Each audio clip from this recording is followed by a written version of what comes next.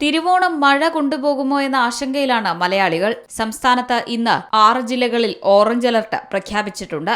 എറണാകുളം, ഇടുക്കി, കോഴിക്കോട്, വയനാട്, കണ്ണൂർ, കാസർഗോഡ് ജില്ലകളിലാണ് orange alert പ്രഖ്യാപിച്ചിട്ടുള്ളത്. 24 മണിക്കൂറിൽ 115.6 millimetre മുതൽ 204.4 മില്ലിമീറ്റർ വരെ മഴ ലഭിക്കുമെന്നാണ് അതിശക്തമായ മഴ എന്നതുകൊണ്ട് കേന്ദ്ര കാലാവസ്ഥാ വകുപ്പ് അർത്ഥമാക്കുന്നത്.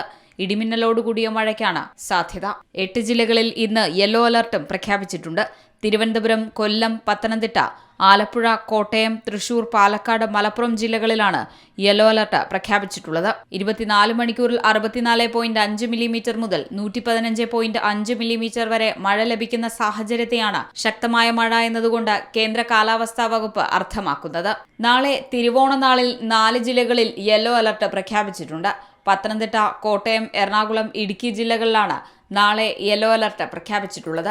ഗംഗാതീര പശ്ചിമബംഗാളിനും സമീപ ജാർഖണ്ഡ്, വടക്കൻ ഒഡീഷ പ്രദേശങ്ങൾക്കും മുകളിലായി ന്യൂനമർദ്ദം തുടരുകയാണ്. സംസ്ഥാനത്ത് 28 വരെയുള്ള ദിവസങ്ങളിൽ നേരിയതോ മിതമായതോ ആയ മഴയ്ക്ക് സാധ്യതയുണ്ടെന്നാണ് പ്രവചനം. C Malayalam news, Thiruvananthapuram.